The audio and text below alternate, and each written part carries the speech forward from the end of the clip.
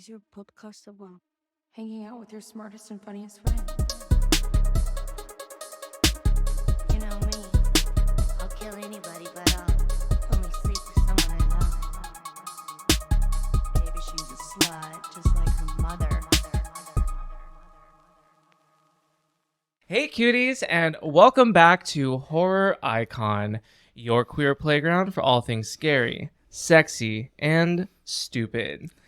I'm your host, Crybaby, the spooky slut from your wettest nightmares, and we are back with our ultra uber extra special guest host, Donnie Cianciato.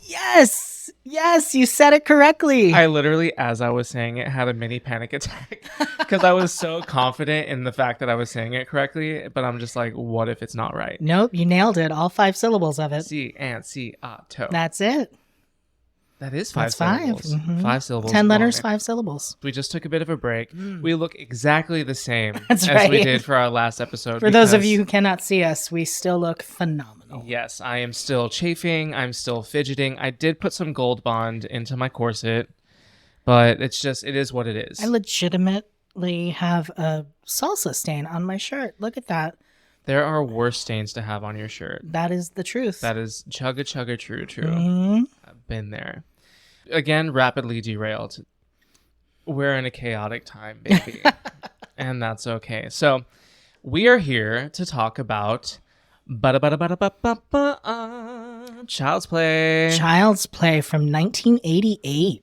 We're jumping right on into Franchise Friday with the first installment of our series, franchise. Yes, this is the franchise series. Franchise. Franchise Fridays. Yes, indeed. Donnie. Yes. So Child's Play, created by Hottie of the Century, Don Mancini. Take a drink. Take a drink, baby. So tell me what you know about it. Well, what I remember from, growing up around this time period is a doll called My Buddy.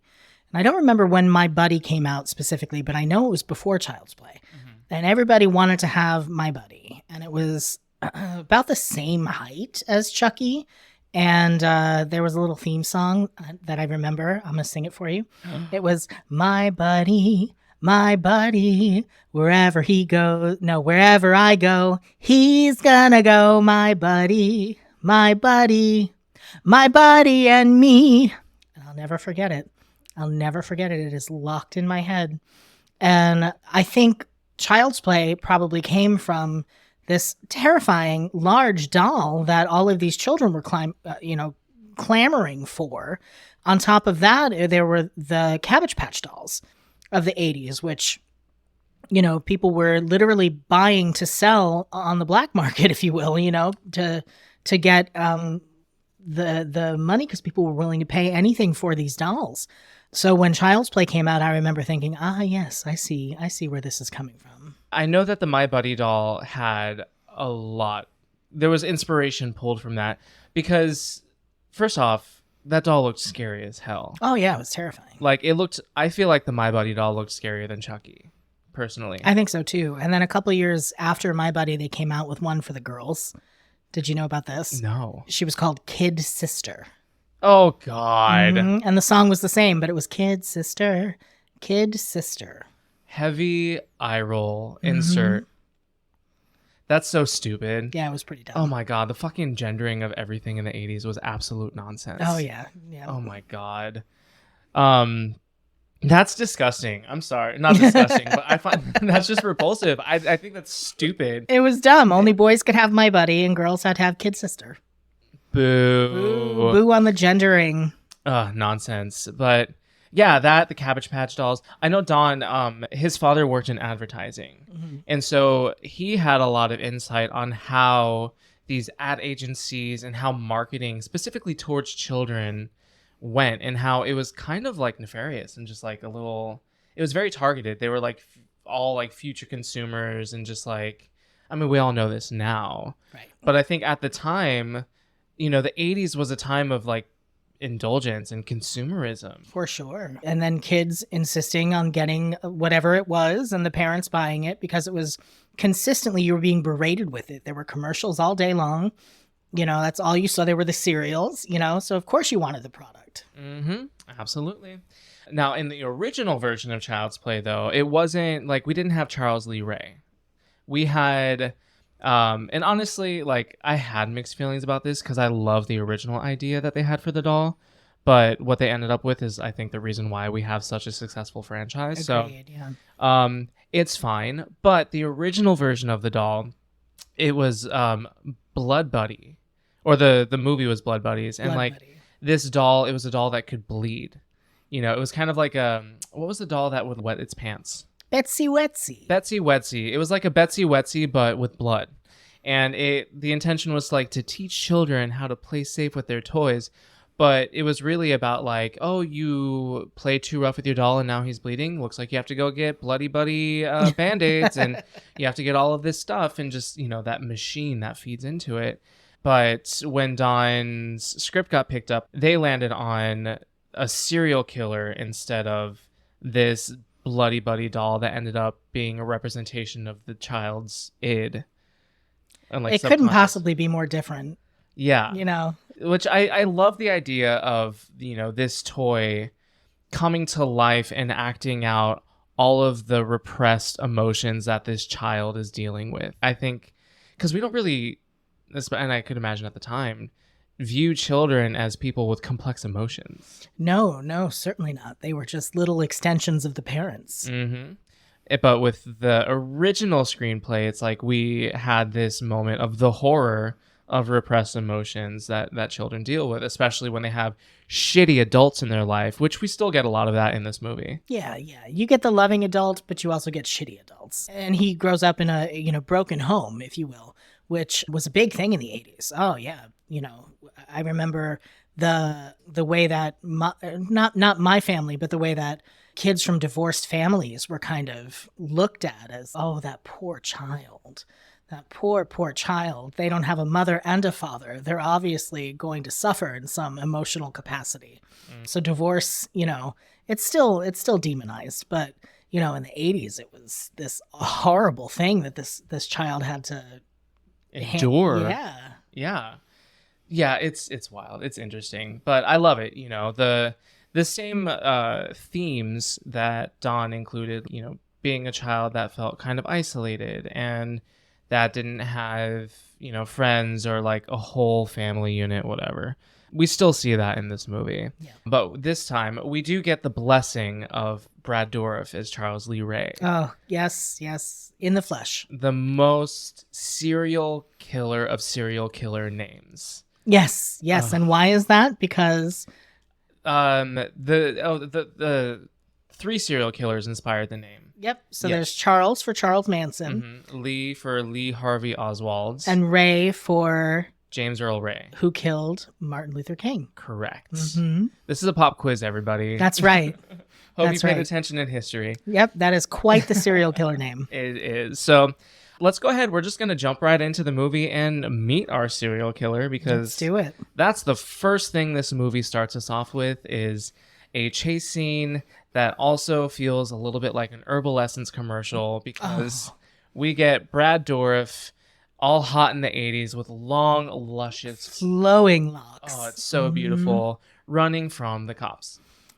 And immediately you're kind of like, I want to know more about this man who's running from the cops because he seems like the more interesting party. He really does. You know? I mean, he's dressed like he's got like this killer trench coat on. Late 80s fashion is kind of like, it's very clockable. Oh, for sure. It's like, you know, when you're in the late 80s based off of the fashion, but that doesn't mean it didn't slay a little bit. It did slay. Yeah. It was pretty good. I think he looks great. Mm-hmm. So yeah, our buddy Charles Lee Ray is running from the cop and there's a bit of a shootout that's happening and the cop ends up, I thought, shooting Charles Lee Ray in the ass. I think it's like the back of the leg. I would agree. But yes, you thought it was the ass. My headcanon is the cop shot An him in the ass ass. shot. It's an ass shot. It's always an ass shot. And then Charles Lee Ray runs into the first available building that he can get himself into. Which is a toy store. A nice, terrifying toy store. But not before the most important person in this movie, Valid. Eddie Caputo. Eddie Caputo. Don't forget about Eddie Caputo. He's the most important person in this movie, everybody. Eddie Caputo sees Charles Lee Ray getting shot in the ass, leg, and drives off and leaves him The getaway driver gets away. without the precious package of Brad Dourif. Mm-hmm. So yes, he ends up in this like massive ass toy store. Yeah, it's pretty big. I love it. Well, it's like Toys R Us and KB Toy Store had a baby with a little bit of FAO Schwartz thrown in there. With also some Regal Cinemas. And I'm just because of the neon lights. Because of the lights, there's neon lights. Yeah, Mhm. there's tons of neon lights. So he goes into this store and the shootout pursues.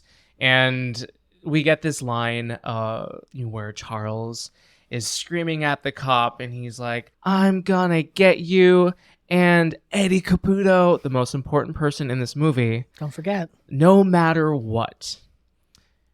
And then he gets shot. Yes. Then he gets like shot. Like shot, like, ooh, ow. Yeah. And so he ends up in this pile of good guy dolls. And before we know it, we get our favorite incantation. Ade Due Dambala. Give me the power, I beg of you. And then the lightning strikes and the clouds roll in and there's all this 1980s like special effects or, special effect because they used it in every single movie, Yeah, the clouds that look like mashed potatoes. Yes, and they're kind of purple. Yes, so they roll in, and then we get this big special effects lightning bolt Right. that bursts right through the top of the store, and everything explodes. I just hit my mic when I said that. You've gotten really I excited. got really excited because everything exploded. It was a practical explosion. It was a practical. It looked really cool. And even the cop, who, by the way, is played by Chris Sarandon. Chris Sarandon, Good old who Chris was Sarandon. a big hottie in the 80s. He was, making those movies all the time.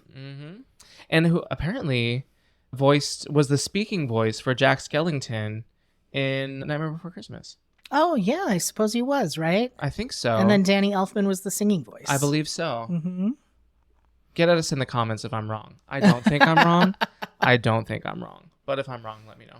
But yeah, he ends up getting blown back. He survives the explosion because he has to. Of course. Because cops survive everything in the 80s. Yeah, right. And like lightning basically hits him and he's like, I'm good. Good. got I was this." wearing my vest. Yeah. The law is on my side. That's right. So, yeah, and as far as we know, Charles Lee Ray is dead. As far as we know. As far as we know. As far as we know. We don't fully know what happened yet. And then from there, we cut to a bright, sunny morning in a beautiful apartment in Chicago. In Chicago. Mhm. And we get the cutest of cutest kid actors. He is pretty cute. Alex Vincent. Mm-hmm. I don't know how old he was. I should have looked it up. But he was a tiny little child Yeah. when they made this movie. And he is so adorable and also so effective in this role. I just love him. But he's making a sugary as fuck breakfast. That he is. Like burnt toast, which isn't sugary, but that's the as fuck. Yes, that's the The as burnt fuck toast part. is the as fuck. But he has a big bowl of cereal where he throws 3 like ladles of sugar into it, Mm-hmm. and a freaking bowling ball size butter on the burnt toast, and he's making breakfast for his mom, which I've told you this before, have made a very similar breakfast for my mom. Really? I did. Mhm. Not for my birthday. It was for her birthday. I still wasn't allowed to use the stove. I was like 10. I was like 10 years old, I think. Uh-huh. Maybe 11. I wasn't allowed to use the stove, but I was allowed to use the microwave. There you go. So I microwaved everything. I microwaved the bacon. I microwaved the eggs. Microwave eggs. I didn't microwave the toast. I was allowed to use a toaster. Good. But yeah, I made my mom a very similarly disgusting breakfast for her birthday. And I sat there and I watched her eat it. I made her eat it in front of me. Oh, bless her heart. She said it was the most disgusting thing she's ever eaten in her life. Mhm. But our mother doesn't have to eat this nasty breakfast. Yeah, that- luckily she sneaks out of it. Yes, she does. Because little cute Andy Barclay brings his breakfast to his mom. And as soon as she sees what it is, she's like, I'm going to eat this later. Let's go open up your presents. Nothing will distract a child from gross breakfast like presents. Which honestly, I feel like he must have known she wasn't going to eat that breakfast. You think so? I think it was a manipulation tactic. I think he's like, it's my birthday. I want my presents now. So I'm going to wake my mom up And threaten you with this meal. by bringing her this meal. that she probably will not want to eat. I'm probably giving like a 6-year-old too much credit here. Potentially. It seems like it's an innocent gesture. I don't know. I still think he's like, it's my birthday. I'm making my mom breakfast, so she'll at least wake up. That's a 'Cause possibility. when she wakes up, I get to open up my presents. Which, by the way, all the time he's making this breakfast, again, 80s, good guy propaganda everywhere. There's a TV show. There's good guy cereal. Good guy cereal. Andy wants a good guy doll because it's literally being shoved down his throat by the media. That was the big thing. And so we get to his presents, and lo and behold, there's a good guy doll shaped and sized box. Yeah, this just seems cruel. It is cruel because he opens it up, and what is it? What is one thing that children do not want on their birthday?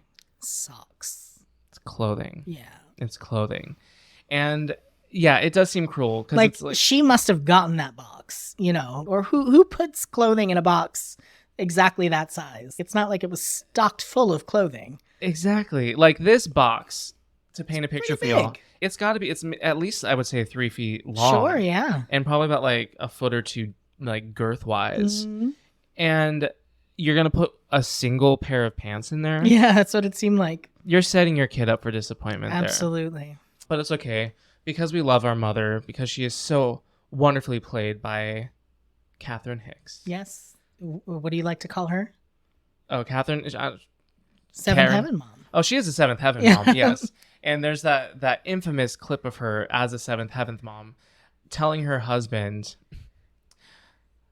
"I have something to tell you." It's so drama. I've smoked pot. She might as well have told him that she murdered somebody. Oh, yeah. Yeah. I didn't watch that show because religion. I think I watched a couple of episodes when I was a kid, but I didn't realize that it was a religious show. I think I was just watching it because Jessica Biel.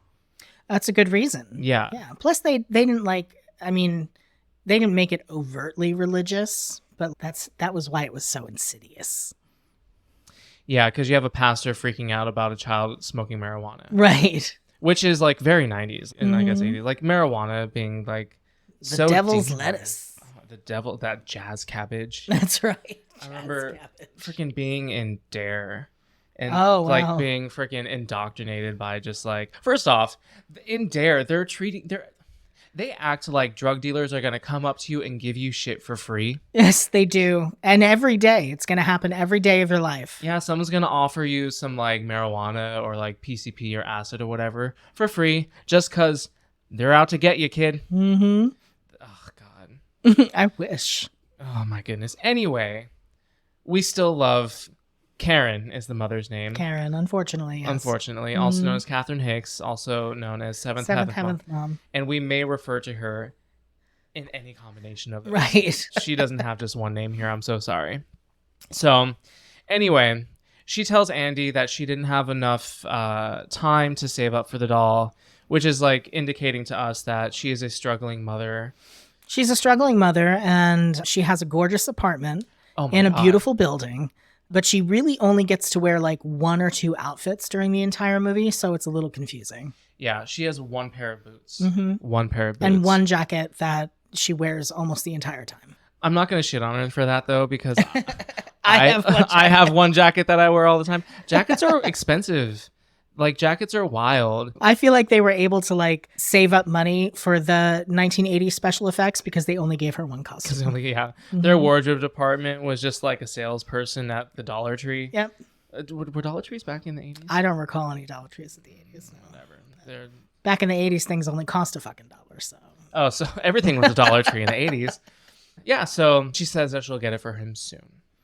But instead of getting him the good guy doll, she gets him like the good guy hammer. right, like an accessory for the doll. Yeah, the doll that I can't get you. I'm going to give you an accessory for that doll so you can continue to want the doll Right. that I cannot get you. It's a sweet gesture, but it's It a little is. misplaced. It is. It's a sweet gesture. I just like ragging on Karens. But we do like this Karen. So now Karen goes to work, and we get to see where Karen works. And it is at kind of a department store. Seems like one of those buy anything and everything in this vicinity. And she works behind the counter selling I think she's behind the jewelry counter. the jewelry counter. Because I remember it being so scandalous that she left everything unattended. Oh, yes, that's true. That's true. Oh my gosh. This is where we meet Aunt Maggie, otherwise known as Marty Maraschino from Greece. From Greece. The one woman USO. That's right. The only great character out of all the extra girl characters. you know? Honestly, yeah. Mhm. Yeah. Played by Diana Manoff. Yes. And Which Diana Manoff sounds like a drag queen's name. the only reason I can remember it Is Diana Manoff. because you told me that, because it's like Diana Manoff, like dine, eat, man, off. I'm gonna dine a man off. Yeah, Diana Manoff. Diana Manoff. Mm-hmm. I spent way too much time breaking down a very obvious reason joke. why that sounds Yeah. like. But yes, Diana Manoff, also known as Marty Maraschino. And she's a badass. She's a badass. She is, and what I love is like she's always like looking out for her friend. Mm-hmm. She's always looking out for her friend because she runs up and she's like, "Hey, there's some like back alley shit going on, Yes. and that doll that you want, I think it's back there." Known a character known as like the peddler is back in the back alley with a cart full of crap. And one of the things that he has is this good guy doll that is, what is it? It's been written off, or it's how I think he just pulled it from the wreckage. Oh, that's it. He must have just found it. He must have just found it in the wreckage. Just ransacked this busted ass toy store. I mean, looting. I mean, I guess I That would was have big in done, the 80s. I would have done the same thing if I saw like a completely exploded toy store. I would have rummaged and grabbed a couple of Get the stuff you know you're going to be able to sell. some hot ticket items. Mhm. I mean, it worked. It did work. And what does she end up paying for it? I think he wanted to sell it. So the doll originally went for $100, which is wild considering this was the 80s. Yeah, that's $2 million. That's a lot of 80s dollars. Mhm. So the doll originally went for 100. He was trying to sell it for 50. Right. And then Marty Maraschino was like, no. Absolutely not. And then so Mama Karen said, I'll give you 30. And Marty Maraschino was like, no, that's still too much. Mhm. And then Mama was just like, listen, my son wants this fucking doll. I'm going to get it to him. And honestly, like, she has a point. Like, going from like getting a 70% discount. That's pretty good. Imagine, like, I don't know. I'm trying to come up with like a modern PlayStation 5. Mhm. Let's say, PlayStation 5, expensive as fuck.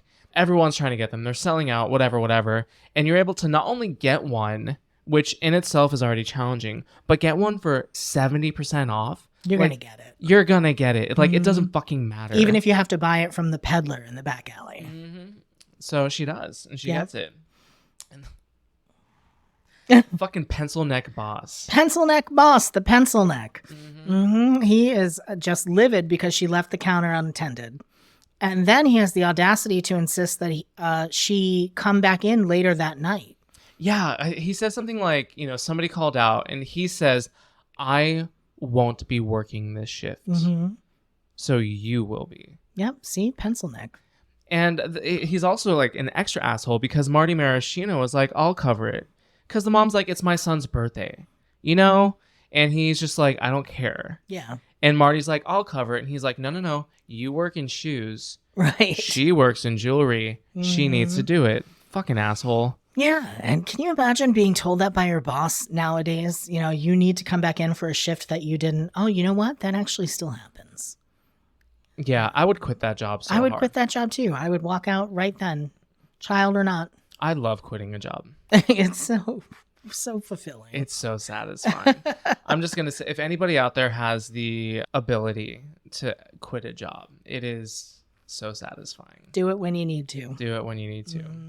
Yes. Tips from Crybaby and Donnie. Hate Yeah. your job? Quit. Everything will be fine. It'll But- all work out. But Mama Karen can't quit because she is a single mother. Right. So And maybe she's- under those circumstances, don't quit. Yeah. Yeah. So since Pencil Dick Neck Boss won't let Marty Maraschino cover the shift, she has agreed to watch Andy for his birthday. Yeah, she's going to babysit. But the boss is nice and kind enough to be like, I'll let you go home for 2 hours before you come back. Isn't that weird? Go take your 2-hour break and then come back for the night shift. Oh my God. He's such an asshat. Mm-hmm. So that's what she does. She goes home for 2 hours before she's got to go back to her pencil neck jewelry counter. And she's got a surprise for Andy. So In this scene, I think, because she gifts him the coveted the coveted good guy doll.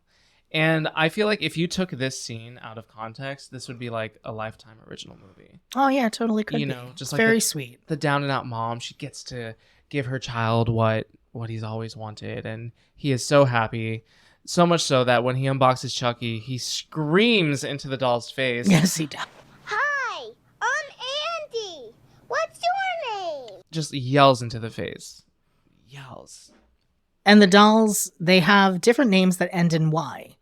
So they could be like Danny or Billy or probably, Tommy. yeah, cute names, you know, Donnie. And this one, of course, is named Chucky, which gives us our first, you know, indication that perhaps this doll is somebody we've already met. Possibly. Hmm. So Mama Karen does have to go back to work. Yes, she does. She has to go back to work. So Aunt Marty Maraschino, The one woman USO. that's right, she shows up and she's babysitting. And she's just sitting there nomming on cake. She's like picking at chocolate cake with her hands.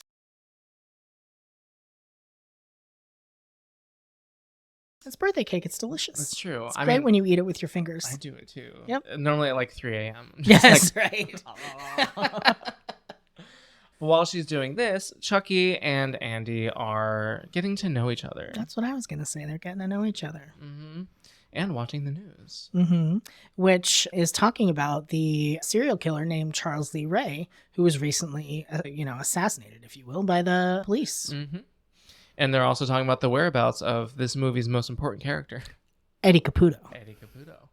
And all the whiles, Andy is like teaching Chucky how to build things. With the hammer. With the hammer. Little ball peen hammer. And then what happens? It's time for bed. Yeah, so Marty Maraschino has Andy brush his teeth.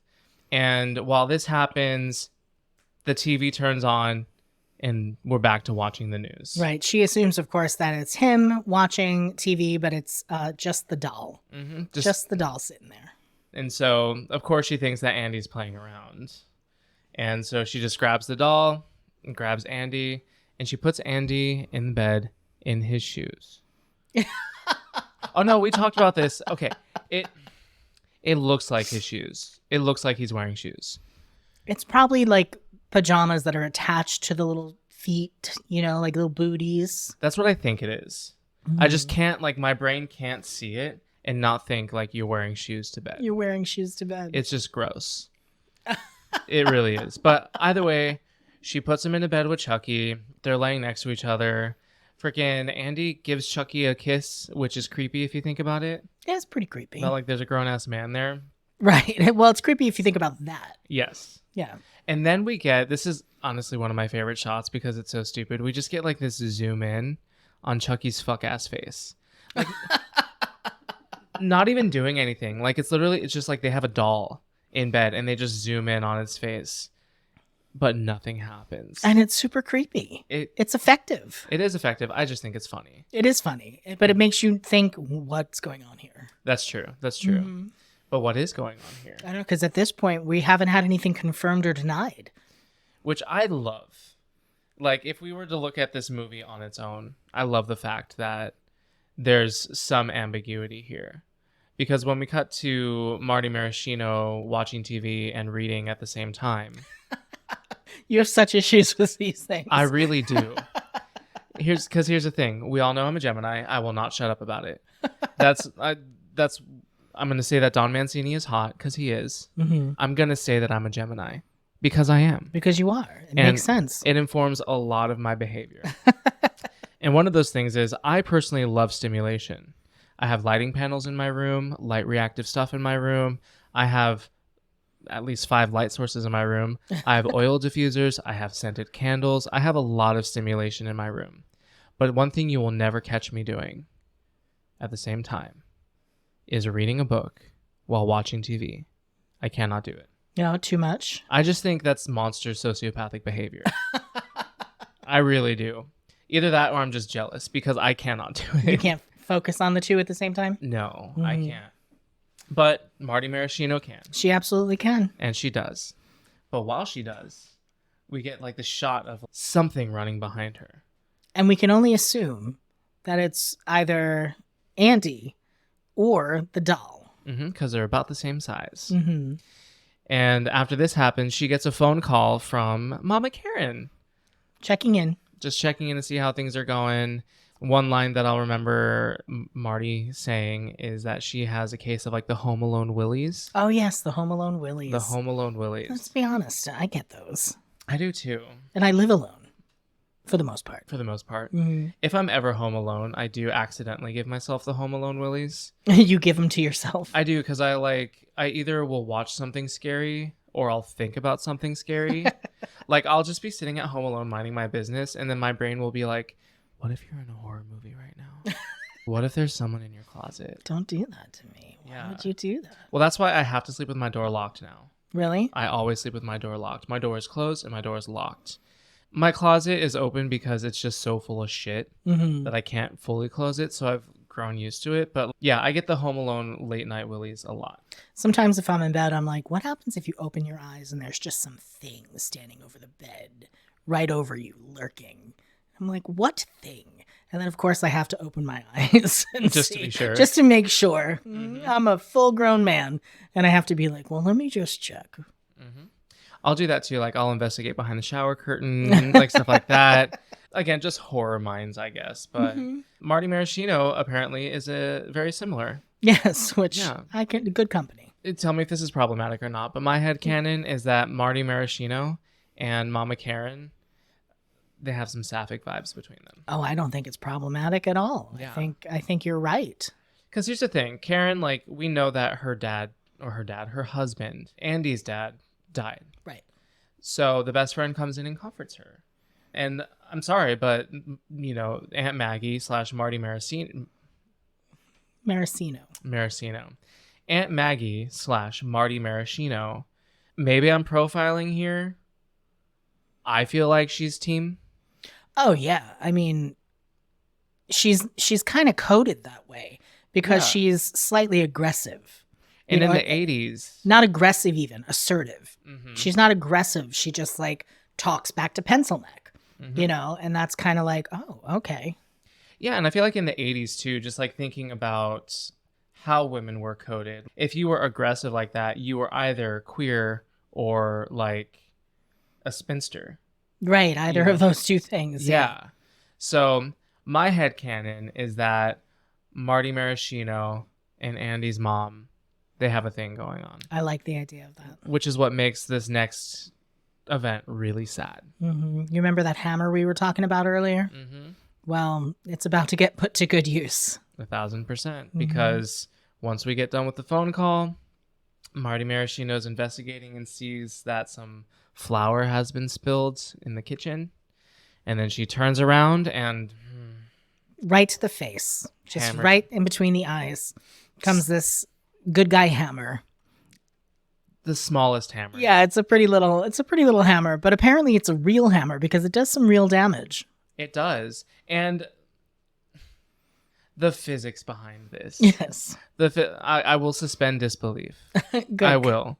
Because it's a movie about a killer doll. Right. But the fact that he hits her so hard in the center of the face that she flies back, it must be at least 10 feet. Oh, Like, yeah. She's clearing tables. Like, it's at least like 6 paces back. And not only that, but she plows through this window. Like she meant to do it. Like, you know? obliterates the entire facade of it. It's pretty badass, actually. It's a great stunt. Now that I'm explaining it, like, I don't think I have problems with the physics of it anymore. Because she just blows this window out. And we get this great slow motion shot of her just falling and falling from a beautiful apartment building. Yeah, it's gorgeous from the corner unit of this beautiful apartment building. And then she crashes into the roof of a car. Excellent stunt, too. Yeah. Yeah. Wonderful practical. That's one of the things that I also love about this is just like the practical effects. Absolutely.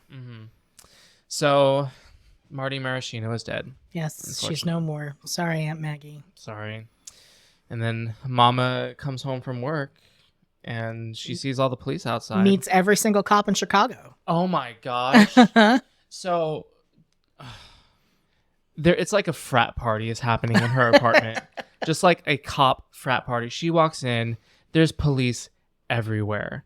And half of them aren't doing anything. There's a shot, and I challenge you to find it the next time you watch it. There's literally a cop sitting on her couch with his feet up on the coffee table reading a newspaper. Is there really? I'm dead serious.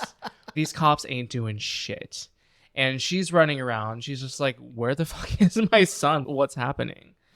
And then we find him in the bedroom with Chris Sarandon. Chris Sarandon is back, being his gorgeous self. His gorgeous, nosy self. And he has absolutely no chill when he tells Mama Karen that her best friend is dead. Right. It was like she's just like, what's going on? He's like, she's dead. That's it. That's it. It's like, yep, she fell from the she fell from the window. No empathy, no nothing. Fucking straight men, dude. Straight cis men. Yeah, straight cis cops. There we go. But yeah, so she finds out that her best friend has passed away, and again, Catherine Hicks, like, I will sing her praises. I think she performed really well. She did too. She's one of the things that made the movie so good is because she gave such a grounding performance. Yeah, her response, like, she seems genuinely devastated to the point where she doesn't even really give a shit about what the cops are trying to do or trying to ask her. She just wants them to get the fuck out. Even when Chris Sarandon is like, there's footprints in the flour, and then he checks the bottom of Andy's shoes, which, I mean, they do match. Like, it's the same pattern. The good guy pattern. This is why the shoes were there in the first place. Why he goes to bed in the. That's true, because we needed the red herring. Right, the red herring. The red herring. But yeah, she's just like, get the fuck out of my house. And she literally slams the door in his face, which, right. kudos to you, mama. Get the fuck out of here. But Chucky does realize, Andy realizes that Chucky has flour on the bottom of his shoes. Because Andy's already in on the stuff that we're not entirely sure of yet. You know, Andy's already well aware of what's happening. Exactly. And now it's just he's trying to get perceivably shitty adults to understand him at this point. But he says some really funny things that it's just like, you can't be saying that. Like when he's like, Chucky said Aunt Maggie's a real bitch who got what she deserved. I'm like, you're not really helping your case here, buddy. I get that you're not the one that said it, but still, just... For us, it's just another clue that maybe Andy's not actually coming up with these things. Yeah, I also just think it's a great fucking line. Oh, it's perfect. Aunt Maggie's a real bitch who got what she deserved. And hearing a child say that is even better. Oh, yeah. It was shocking at the time. But this is when he does tell his mom that the doll is possessed by Charles Lee Ray. Charles Lee Ray. If you were paying attention, you know who that is. And he just eventually says, I'm sorry, Mom. I see that you're upset because Aunt Maggie is dead. And I made this all up if it'll make you feel better. Right, poor kid. We're going to go to bed and pretend like everything's okay. So apparently, Mama Karen hasn't been watching the news because she doesn't seem to know who Charles Lee Ray is. I know. You would think that such a prominent serial killer was such an iconic name. Yep. And apparently, in every other movie after this, everybody knows who Charles Lee Ray is. Right. So, like, he was a prolific serial killer. Yeah. And the kid drops that name and the mom just doesn't have a light bulb go off. That's because she's too busy working to support her kid. That's right. That's it. Right. That must be what it is. So we do end up waking up the next day and we go to school. Just like everything, just like nothing ever happened, actually. Yeah, it is kind of like nothing ever happened. I wonder, I mean, I doubt it, but I wonder if the pencil dick boss would have given Karen bereavement time. Oh, no, absolutely not. She needs to unionize. She needs to unionize. No, she's expected to work another double the next day, I'm sure. He's probably asking her to cover her shift. Yes, yeah, exactly. I need you to work in shoes tonight. Oh my God. That would not surprise me. That would not surprise me at all. If like one day he was just like, nope, you have to stay in your department. And then the next day he's like, well, your best friend died, so you're going to have to cover her shift in shoes. Oh my God. That would not surprise me. Raise your hand if you had a boss. I'd probably do that. If you're watching, we both raise our hands. I mean, sorry. If you're listening, we both raise our hands. If you're watching, we did too. Yeah, you know. So Mama goes to work. Andy goes to school. And a bunch of kids are bringing their good guy dolls to school. Everybody has a doll. And they're massive. They're large dolls. And these children are small. Yeah. So it's just kind of adorable to watch. These doll heads are literally sometimes bigger than children's heads. Yes. They're pretty massive melons. Massive melons. Massive melons. But so naturally, Andy's bringing his good guy to school and immediately turns right around and walks out, no problem. Yep, no problem. No guards, no teachers, no nothing. Just right out the door. The 80s were wild, man. I remember. Just walking right out, nobody stopped him, and he ends up taking the train by himself. Which is another thing that you think somebody would notice. I don't know. I will try to limit how often I have to interact with a child. Oh, well, yeah, me too.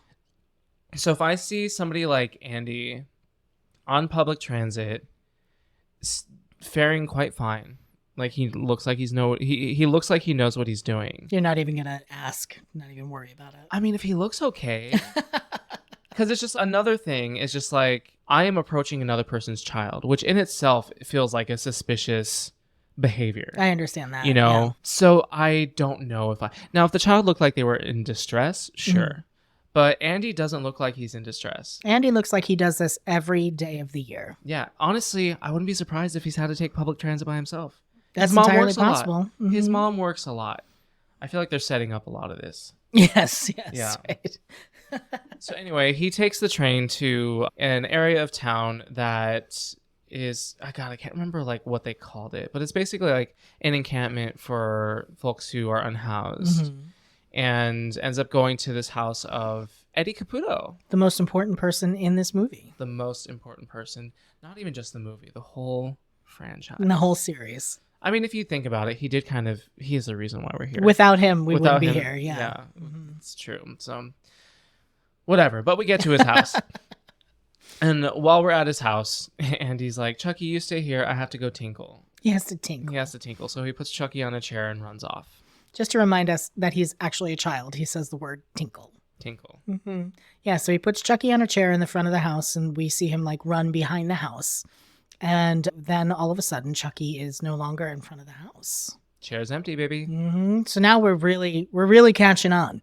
If you're really slow and you're just watching this movie for the first time, now you're like, wait a second. Hold on. I get it. So Chucky is gone. And we go into the house where Eddie Caputo is sleeping amongst rats. Yes, on a mattress, I think on the floor, is it? Something like that. Like this house it's when a top says, I know a place. Like this is the kind of vibes This that is we're the at. place. This is the place, yeah. I may have had a grinder hookup in this house at some point. Who knows?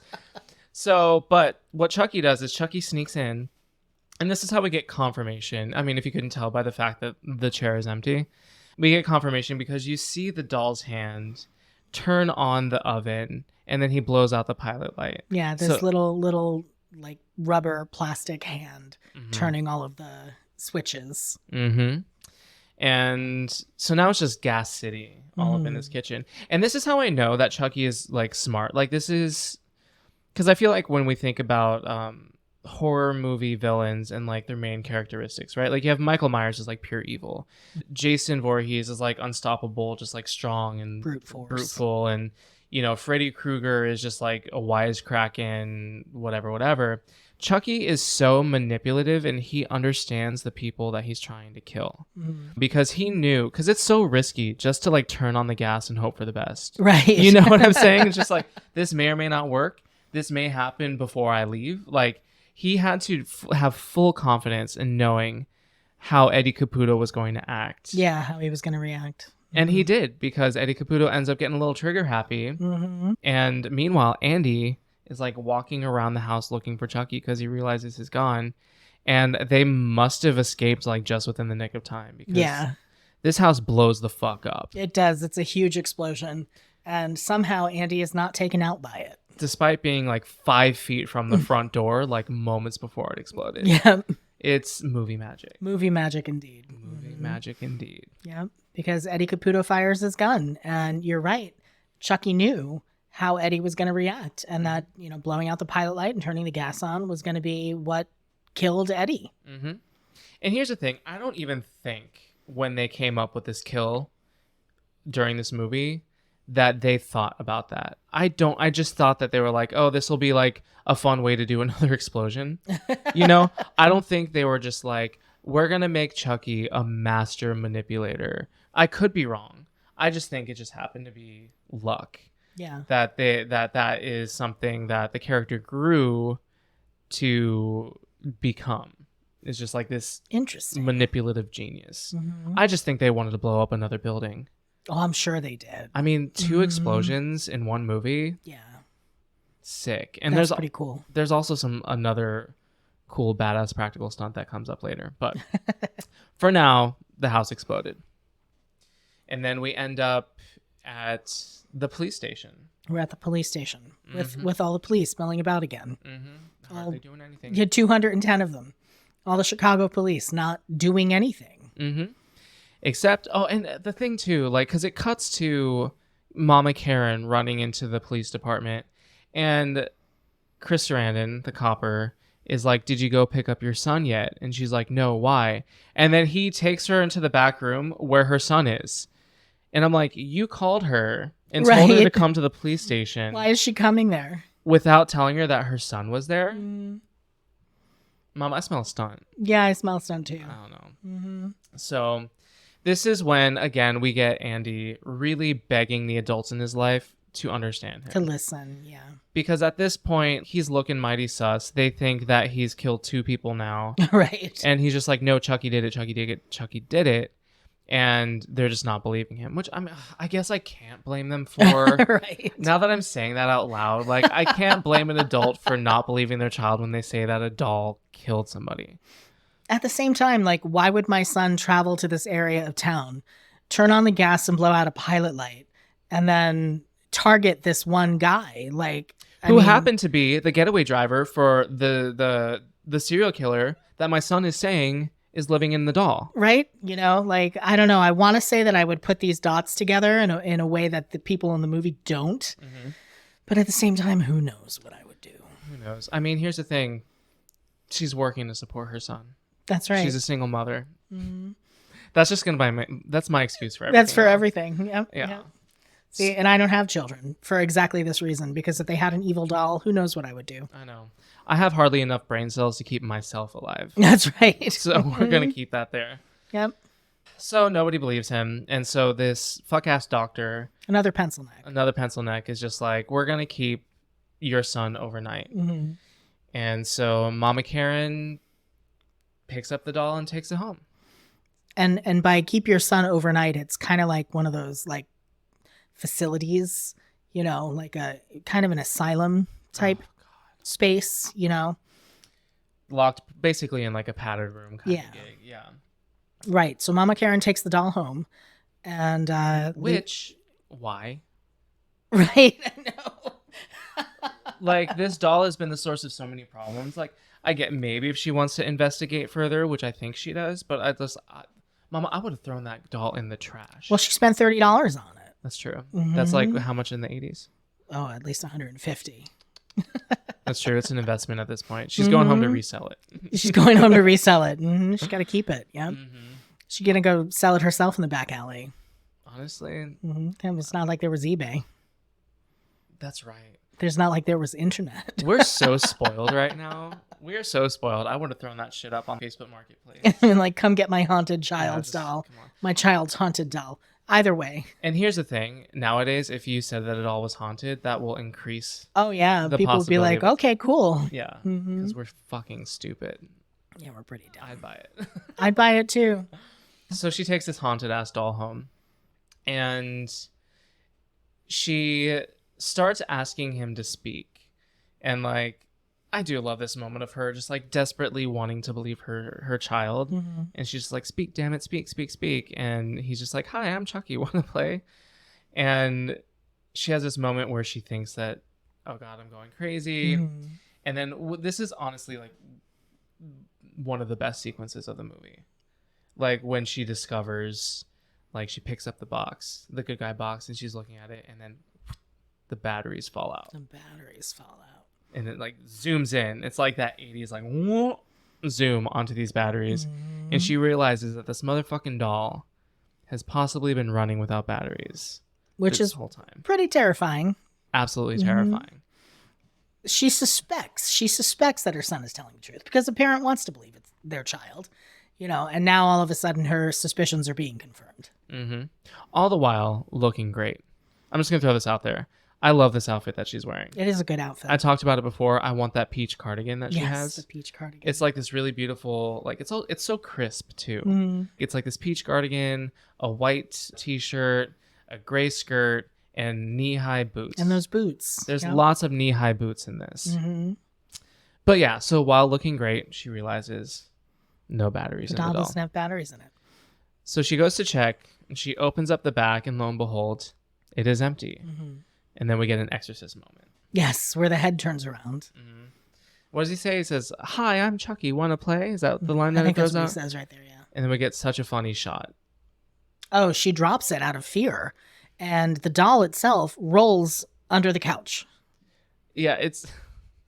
I just think about the setup because it's meant to look like the doll intentionally rolls under. Like he's rolling away from her. Mm-hmm.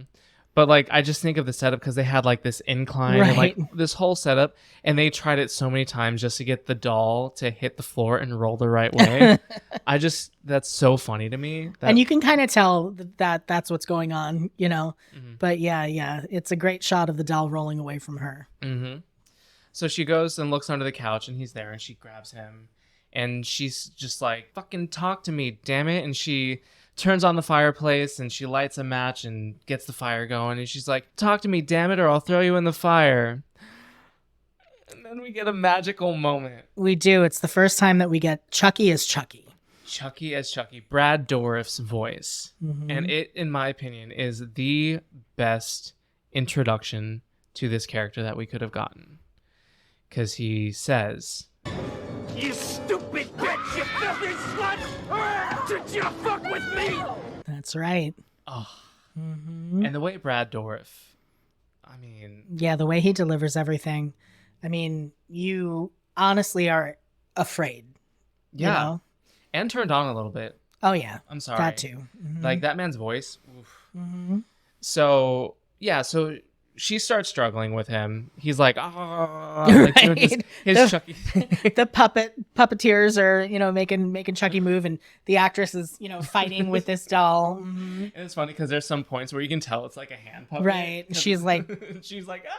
mhm. It's like one of those things where it's like, no, stop. Right. It's so funny. Oh, sorry. It's funny, but it's also effective. It's very effective. And when he turns around and he says, "You stupid bitch, you filthy slut," it's the last thing you expect an adorable little doll to say. It is shocking and it's scary, you know? And that moment right there is probably why parents across the country would freak out about this movie. Oh, yeah. Like that line, just like this children's toy saying such degrading, filthy things. Mhm. God, Christian homes in America wept. Yes. Good yes, job, they did. Don. Good job, team. So yeah, they're struggling, and he bites her. And this moment is something like the shot of him biting her and her screaming is one of those things that's like burned into my core memories. Oh, yeah? Yeah, like ever since I was a child, like if you ever said Chucky, I would think about my diaper, or Right. Well, yeah. I would think about that moment where like he bites her and she screams. Uh-huh. Mhm. Interesting that particular moment is in your head for some reason. I mean, it's scary. It is. Mhm. Well, I think it's the first time we physically see Chucky committing Like a actually violent hurting. act. Yeah. Because everything else is either implied or done off screen. Right. But with this one, we actually see Chucky doing the damage, and you're just like, oh my God, It could hurt me. it could. Hmm. So he bites her, and her reaction, I understand. She fucking chucks him across the room, Right. and he books it out of the apartment, Hmm. and he takes the elevator, He takes the elevator. which is so funny to me. Well, I mean, think of his little legs going down the stairs, That's true. right? Like that is even more amusing to me. You know what I would love to see though is like just like a fan film of that whole thing that we just watched, and then her running out and watching the elevator come down, and then it cuts to just Chucky in an elevator. Standing like in the this, just elevator, and like- there's some music on. It's like elevator music. I would love to see something like that. Yeah. Because that's how it is in my head. Is he's just sitting there, there's elevator music, and he's just kind of like dicking around and waiting while she's booking it down the stairs. And alas, she does not beat the elevator down to the bottom. Of course she doesn't. She does not, and he's gone. Yeah. And this is one of those facts that I really enjoy. When Chucky is running around like that in the apartment, he runs out of the apartment, that is actually being played by the boy who plays Andy's younger sister, who was like 4 at the time. And they dressed her up as a good guy doll and put a wig on her and had her running around playing Chucky. That's right. That is fun. God, using children. Yes, using children. Child labor. You don't really have to pay them that well. No, you don't. They're just happy to be there. That's right. Honestly, if I was a child, if I was like 2 years old and someone had said, put this on and run around, I'd be like, fuck yeah. Absolutely. 100%. No, that's so true. I forgot about that. Especially in the scene with Marty Maraschino in the background too. Yep, that's Andy Barclay's real life little sister. Kid sister. Kid sister. Kid sister. That's it. So she gets outside the apartment building and she realizes that she lost him. She goes to find the detective, The copper. the copper, and she is now on her son's side. Obviously, like She's caught on. She's seen enough. So she tries to get the cop to get on with her, and he doesn't believe her, even when she shows him her bite mark. Which again, I don't know if I could blame him. Right. I'm trying to think with the brain of somebody who doesn't know this universe. No, I'm just gonna shit on them. He should believe her. Believe women. That's right. Believe women's stories, Believe people. women. Anyway, so he's no help, and so she runs off, and he's like, "Where are you going?" And I just love the way she says, "To find Chucky." To Like- find Chucky. The subtext of that is basically like, "You fucker, you're not gonna help me. I'm gonna do it myself." And I Very love the much way so. she says that. So we get this montage of her looking to find Chucky. The 80s loved a montage. All pantomiming, and she's just like, Yeah, she's like, it's all silence. But anyway, she ends up back at the encampment where we meet the peddler. the peddler, I think, is what they... I feel like, I'm not making that up. It must be what he's called in the credits or something. Because Okay. Why would I say peddler? I mean, he's peddling goods. Yes, the peddler. Yeah, she runs into the man who sold her the doll in the first place. And so she's trying to get information. She's like, "Where'd you get it? Where'd you get it? Where'd you get it?" And he's like, "Well, what do you got for me?" Right. He wants money or cash or, Something else. Because when she says, "This is all I have," and I think it's maybe like $3, he's like, "That's not all you have." And then we get, this is like the one part of the movie that I'm just like, I don't want this, because he tries to assault her. Right. Which is, I fucking hate that shit. I mean, who wouldn't, I guess. Yeah. Well, yeah. I I mean, mean, it's fuck that. Yeah. But Copper shows up. just in the nick of time to Just save in the the day.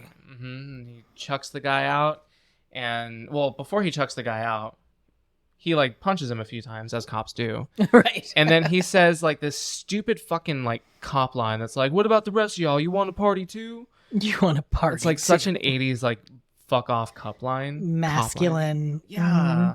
Just like, no nonsense, whatever.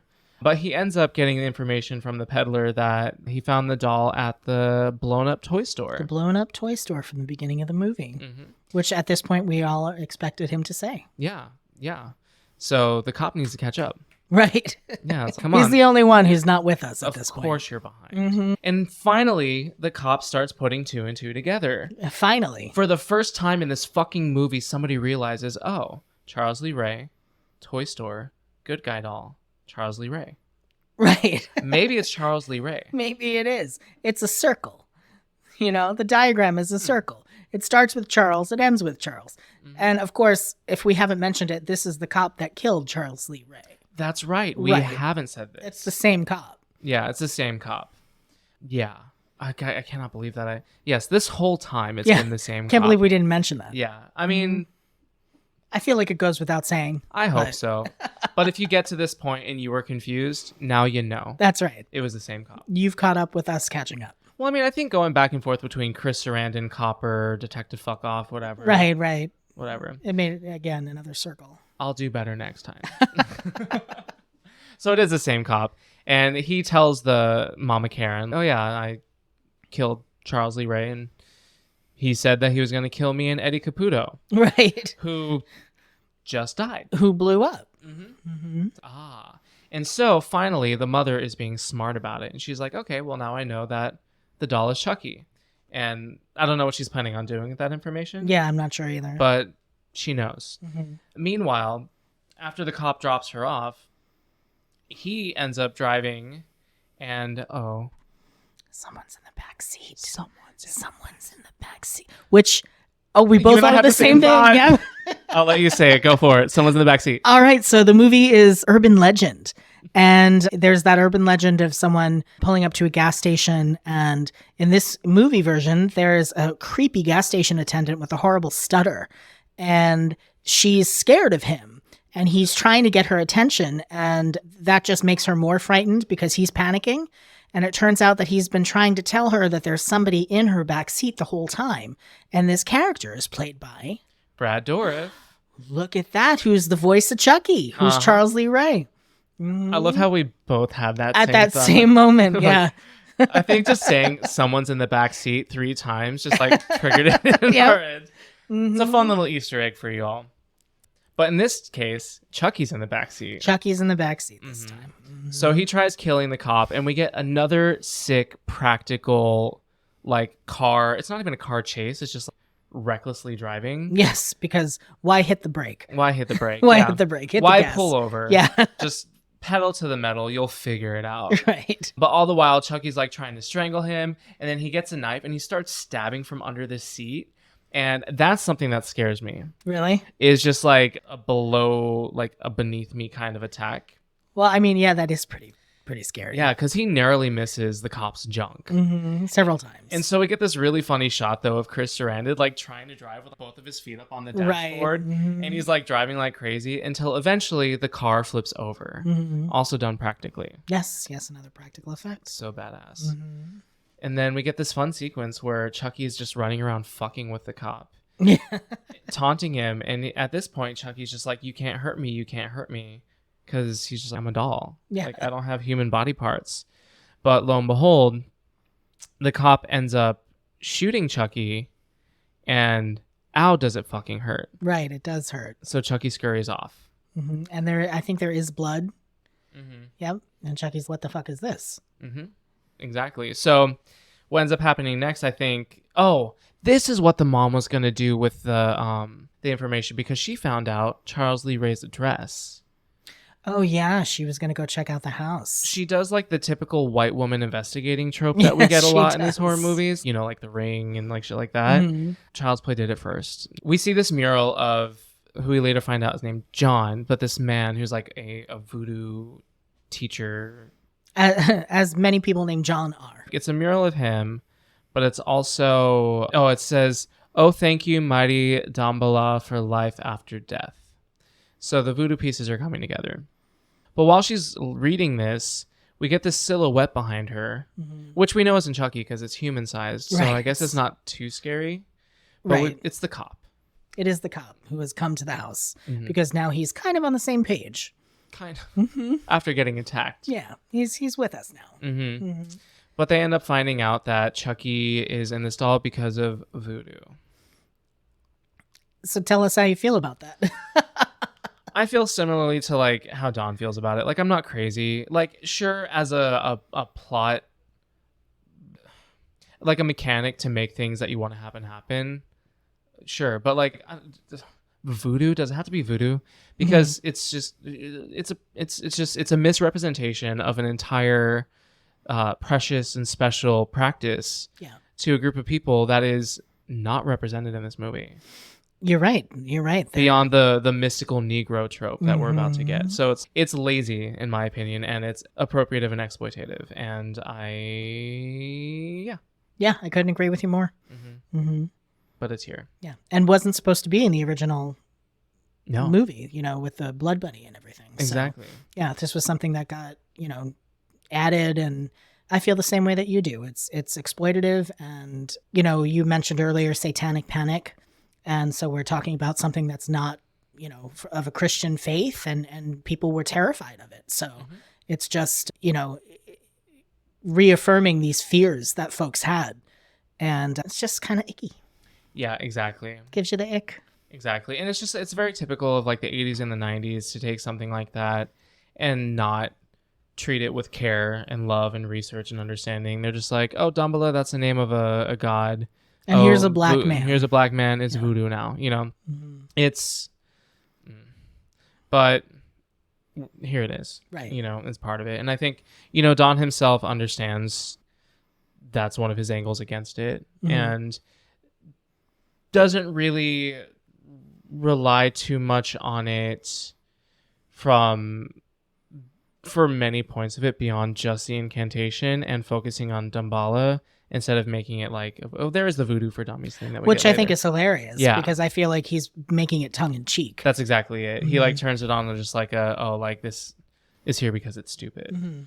But I personally, I'm not crazy about the voodoo or its representation in this first movie. Yeah. Because we now get Chucky, which it's cool. Like we get the first full view of Chucky, like unfiltered, just him moving when he visits John. But we also get the whole, again, the mystical Negro trope, which everybody loved to throw in these movies. It's like they come in, they have a mystical purpose, and then they die. And then they're gone, Which is exactly what happens here. And it's usually a violent death.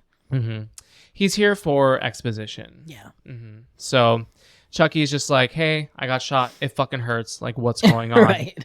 And so John is like, well, you're corrupting this body. It's turning human. Like, you have to leave it. Otherwise, you will be human in that body. But the caveat is that the only person that he can put his soul into is the first person that he, in a sense, came out to. And that happens to be Andy. Which leads to a very uncomfortable line. Well, John, it's been fun, but I gotta go. I have a date with a 6-year-old boy. That's right. Awful. Awful. So yeah, Chucky's just like, okay, well shit, I have to come out, or I have to put my soul into this child. Thanks for the information, Doc. I'm gonna kill you now because you offended me. And he ends up killing him in a really fucked up way too. Speaking of just like, the voodoo as a plot device, he fucking pulls out a voodoo doll of the doctor and just like starts snapping legs and stabs him. And stabs him, yeah. Yeah, it's just what I want to say it wouldn't fly today. I don't think it would. Yeah. No, not at all. And thankfully, we only really get it like this in this movie.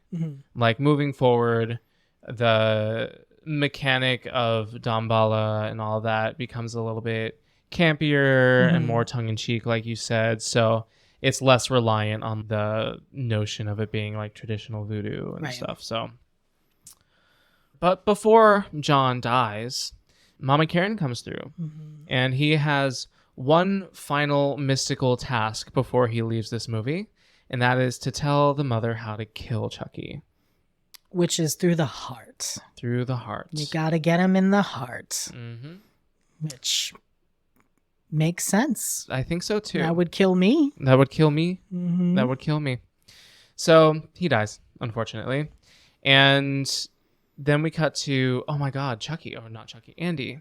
What has Andy been up to this whole time? I forgot about him completely. Yeah, he's locked away. In a cell, basically. A hospital cell. But he looks out the window and he sees his sister, probably. It's like a full human ass size person in a Chucky costume, like running up the stairs, which is funny. And this poor kid is terrified. Oh my God, this is actually a really heartbreaking thing. 'Cause he's like beating against the door. He's sobbing. And he's like, he's going to kill me. Nobody will listen. Nobody will listen to the kid because kids obviously don't know what they're talking about. And it is heart-wrenching because the idea of being trapped somewhere, I mean, that's another scary component. For any adult watching, for anybody watching, can you imagine being somewhere that you can't get out of and they're coming for you? Something's coming for you. Knowing that you're in danger and the only people that can provide you with salvation just are not listening to you. It's a very helpless feeling. So Chucky ends up getting his hands on the keys to Andy's room. He just like sneaks them. He just sneaks him Just like with sneaks that them. little plastic hand Just again. like that little plastic hand. He sneaks them. And he gets into Andy's room, but Andy knows he's coming. And Andy ends up, when Chucky, Chucky goes to the bed, which looks really sick when we get the shot of Chucky walking onto the bed to like get Andy. Right. But Andy was like hiding somewhere and he like runs out. And then we get this other funny shot through the door of somebody who's very clearly in the Chucky costume with the Chucky mask. And Andy locks him in. Yeah, see, Andy might be, what is he, 6 or 7? Something like that. I think he's 6. But he's catching on. He's catching on. And he ends up running into like, I almost said a science lab. It's not a science lab. Was it like an operating room or something? It's some vague doctor space. A vague doctor space with scalpels and stuff. Because fucking Andy grabs one of these. And this makes me so nervous. Because that motherfucker is tripping over everything in that room. Yeah, he does fall down. He's holding a sharp as fuck object, y'all. Like, scalpels are mighty sharp. They are indeed. Like, sharper than a steak knife and stuff, you know? And he's tripping over IV machines and all this stuff, like falling over bed pots or whatever those... Bedpans. The toilets. The toilets. Yeah, and all while holding a sharp object. And I'm like, whose idea was it to give a child? It's like... Go run with scissors. Yes, you know? please. But he's terrified. He is absolutely terrified. He's a good little actor, too. He really is. He reminds me of Danny from The Shining. Do you think it's the haircut? I think it's the haircut. I think so, too. Yeah, and, just being a little white boy with brown hair and the haircut, Like, they all look the same. For me, they all do. My brother had that haircut forever. My mother liked keeping his hair kind of long. Oh, really? Yeah, so he had that like bowl, That little shaggy bowl bowl. I mean, that was kind of a good look, I think. Yeah. It's a very kid look. Very young. Yeah. Very young. Because then after that, you got to get your first big boy haircut, That's right, because the bowl haircut is less scary than the big boy haircut. With the bzzz. That's right. That's exactly what it is. That makes sense. Yep. But you know what's scarier than a big boy haircut? A doll. Trying to kill you. Yeah. Which is what's happening right now. So, yeah, this motherfucker's tripping over everything. And the doctor comes in and immediately goes to sedate him. Right. Like, not listening to him, nothing. He goes to sedate him. And then Chucky sneaks up and does we talked about this, a horror movie ick of mine is when somebody goes for the ankles or the lower half of the leg, especially the Achilles tendon. Yeah, get that tendon there with. Yes. Yeah, it's And good stuff. Chucky does that to this doctor, which cool. Right, the doctor had it coming. And this doctor fucking gets fried, dude. Yeah, with the AED, right? Or The the defibrillators. no, it's No? so okay. Here's the thing. To me, this feels like a clapback from the queer community because it's like it was one of those caps that was used for Right. electroshock therapy. It's one of those things. Yeah. And if anybody here, if you're here, you probably know when like being gay was considered like a mental illness. Up until the 70s. They would fucking put people through electroshock therapy to try to convert them and stuff. So, this movie being written by a queer man, a doctor dying through an electroshock therapy helmet. Yep. I think it's poetic. I like it. I'm down with it. So he dies. And it's pretty nasty. Yeah, and all of this is practical effects because there was no CGI at the time really to speak of. So, this is gosh, I can't remember the name of the guy who does all the special effects. Was it Kevin Yeager? Was it Kevin Yeager? Well, Kevin. Who marries Catherine Hicks. So I think all the practical effects were done by Kevin Yeager. Kevin Yeager. I know he definitely did like the animatronics and stuff for Chucky. I don't know if he did all of the special effects though. I'm trying to name drop, but I don't know the name. Well, whoever did them, good job. They were amazing. They were amazing. I'm gonna get better at that. As somebody who like does special effects and makeup for movies, I should pay more attention. Yeah. But I'm also kind of narcissistic. Well, we also just watch these things and accept them as real half the time. That's true. You know, it's like we don't even think of them as effects because I'm like, wow, that guy really just got fried, you know? Yeah. And if it's not Tom Savini, I don't know who it is. That's true. Or Rick Baker. Or fucking who did? Oh, we'll get to it later. We'll figure it out. The effects are great. Even the mashed potato clouds. The mashed potato clouds are great too. They remind me of Ghostbusters. Yes. Yes. So yeah, Doc gets charred up and Andy runs home. Runs home. Maybe he takes the bus again. Maybe he takes the bus. Who Or knows? the train. He knows how to get around. But Mama knows that that's where he's going, so she's heading there. But while Andy gets home, Chucky breaks in through the chimney. He like drops down, like howdy ho ho ho, you know, like a little mischievous Santa Claus, and he uses a good guy baseball bat, This teeny little baseball bat. and he knocks Andy out for the ritual. The ritual of putting his soul inside Andy's body. So we get yet another of many incantations of Ade Due Dambala. And while this is happening, Mama and Copper are breaking into the apartment. May I just say that I love so much that the incantation is 2 sentences. Yes. That's it. It's not a big complicated thing.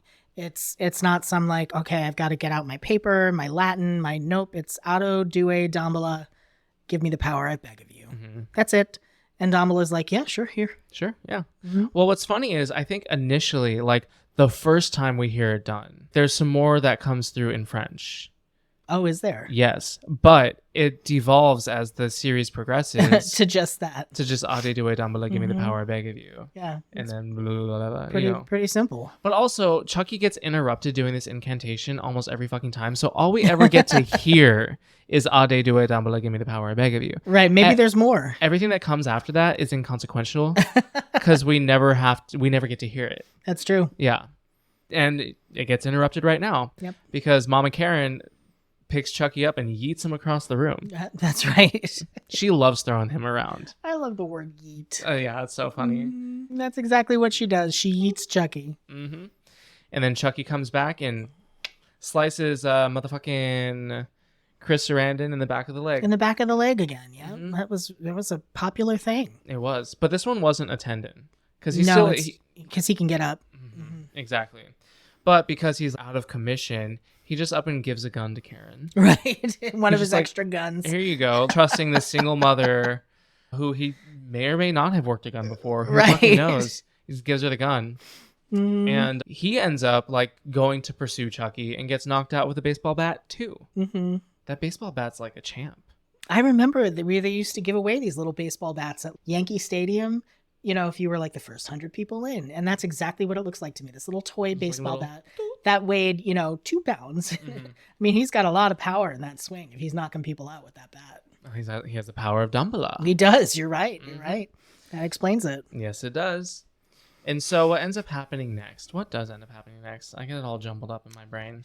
There's like a little bit of a chase scene, a skerfuffle, and then she throws him in the fireplace. Right. And this is when we get absolutely fucking feral Chucky. Yes.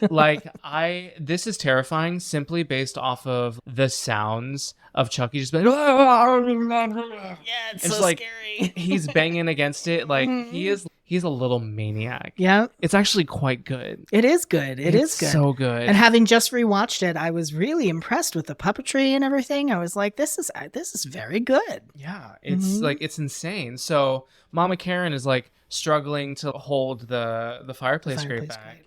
And, the matches, of course, fell too far away from her, so she can't reach them. So Andy has to come in. He walks up and he lights the match. And Chucky, like on a fucking dime, sociopath, he goes from like, Andy, no. I thought we were friends to the end, right? And then we get, this is such a cringe line, but it's fine. And he goes, this is the end, friend. And then he drops the match in, and then now we get a feral Chucky on fire. A feral Chucky on fire. A feral yeah. flaming Chucky. And another really badass practical stunt. Yeah. Especially when you can tell it's like a thick Chucky because it's like somebody wearing The fire a fire padding, suit. yeah. But he like runs around, he goes straight for the couch, he climbs on top of it, and then he just starts like flailing and like freaking out on the ground. Trying to light as many things on fire as possible for the stunt.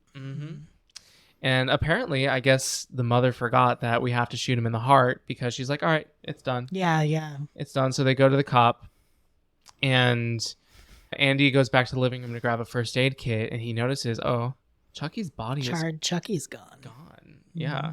And then we get, this is probably my favorite shot of the whole film, where he trips Andy and Andy's on the ground, and he looks up, and it's just like this charred ass Chucky with a knife slowly Moving at him, slowly walking towards him. I just think it's such a badass shot. Yeah, it's pretty cool. It looks so good. And then so we get another chase scene where this one references The Shining quite a bit. Right. Because we get the mother leaning against the door trying to hold it shut. And he's stabbing the knife through the door, and it gets closer and closer to her each time. I'd stop holding the door personally. Yeah, I would hold it with my feet, maybe from further away. Well, the thing is, because it's a door that she's trying to hold it towards her because it opens. Oh, she's pulling the thing. But it's like you can just like, you know, right, grab it and like lean your body away from the door and let Lean the weight of back. your body do Yeah. that. But she's flirting with death because it's getting closer and closer to her face, and she is lucky he gave up when he did because he was one more strike away from getting her. That's right. I'm like, girl, come on. Jesus. But yes, so Chucky they end up back in the living room in this chase scene. And this is when we find out that Mama Karen is like an expert marksman. Apparently, she has been to the shooting range a lot. A lot. Because she knocks off a leg, an arm. Yep. She's just taking Chucky out one limb at a time. A head. She Yep. knocks his head off. And then she does shoot him twice in the torso. But we don't get blood. We just get stuffing. Nothing but stuffing. Nothing but stuffing. Nothing but stuffing. So they go back into the room to link up with this. The cop did nothing here. Yeah, no, he didn't do anything. Of course. He provided the gun. Are we surprised? All the cop did was provide a gun. Was hand a gun over. Shocking. And then another cop who we never mentioned up until this point. Really unimportant. Kind of just a mustache on legs. That's exactly what he is. That's all you see is a mustache. He's like the sidekick to the main cop. So he comes in just bursting out of nowhere into another human's home. I mean, they did it earlier in this movie, so I guess it makes sense. And then Chucky ends up attacking him. Yeah. Through the grate. Through the grate, which is how this cop finally accepts the fact that there is indeed a killer doll on the loose. Because he almost got killed by the killer doll. But the funny part for me about this is like while the cop is getting attacked by Chucky's body, Chucky's head is like over in the corner and he's like, kill him, choke him, kill him, get him. Like directing the body, the headless cheerleading. body. Yeah, it's so fucking funny. And so the cop, Mustache, we'll just call him Mustache. Mustache. For the end of this movie. Mustache throws Chucky off of him. And finally, somebody shoots Chucky in the heart. And we know because blood splatters everywhere. Right. Fucking everywhere. And we get this really creepy final line read from Chucky. Hi, I'm Chucky. Wanna play? It's really creepy. Yeah, it is creepy. It's pretty creepy. But that means Chucky died. Yep, he's officially dead. Shot him in the heart. And then we get this fucking line where Chris Sarandon's like, do you believe me now? And Mustache is like, well, yeah, but who's going to believe me? It's so stupid. It's so Who fucking even dumb. are you? But I guess it like sets up like the next movie, like with all the bullshit that happens. Spoiler alert, nobody believes them. Nobody believes them. Nobody believes them. Would you?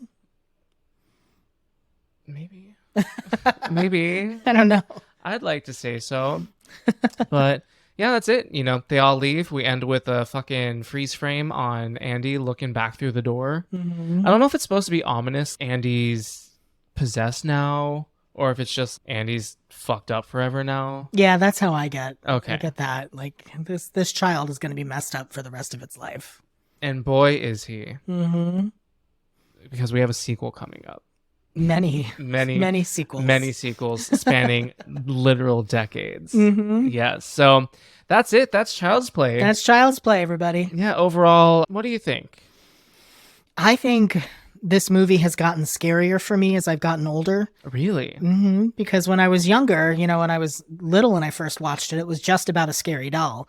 Now that I'm older, it's about having your child taken away from you and having people not believe you and, being, locked away against your will. And there's other aspects of it that are more frightening to me now than, a doll running around on the loose, which is still pretty scary. That's true. I think, yeah, because when you're younger, you don't really think about themes like that and what the implications really are. Like you more so just think, oh, this is the immediate threat, is the villain, and all the other stuff that happens is just secondary. Right. There's no damage from it, right? Because the real damage is coming from the killer. But the reality is, the damage here is coming from all ends. Yep. And yeah, you're right. The older you get, the more you're able to clock that. Yeah. Interesting. I never thought about it that way. Because I'm very much of the camp of like, when it comes to the first entry of a franchise, more often than not, the first entry is not going to be my favorite. And I'm going to find it probably the most boring of the franchises. And that's just because it's not necessarily made to be a franchise.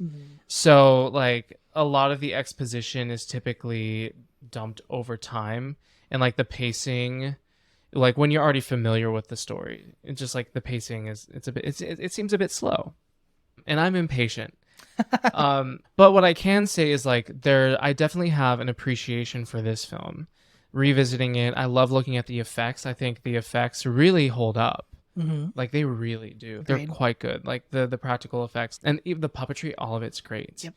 Does it scare me? Well, now that you said what you said, it's more like an existential fear now. That's exactly it. Well, especially like right now, and it's interesting because we sit here and we shit on consumerism and capitalism. It's not any better now. It's not. It's just we went from TV commercials about cereal to like social media influencers selling you like fucking cereal, like mouth oil or whatever, right? Shadow work journals, like oh my goodness, it's the same. It's the same shit, just like repackaged. Yep. So yeah, it wouldn't be. I guess it's not too far off. You're right. There is that existential notion. Would you say that this movie has a bit of a limp wrist? Do you think this entry is a bit queer? I do think it's a bit queer. Yeah. Just the having a family that's not the traditional nuclear family is a little queer. You mentioned the potential lesbian coding between the women, and that's a possibility. You even mentioned the doctor dying of the electroshock therapy helmet, so yeah, there's definitely queer components in there. I would agree. This movie was written by a gay man, so just innately there is a queer factor to it, whether that was watered down by cishet men coming in and taking over the project. Right. It's still rooted from a queer place, And I agree, just like the non-traditional nuclear family, it's still anti-family values, which to me always has some sort of queer twinge to it. Right. There's still, an element of rebellion to it, which I support. Well, excellent. I had a lot of fun, Donnie. I did too. Thank you. Oh, yeah.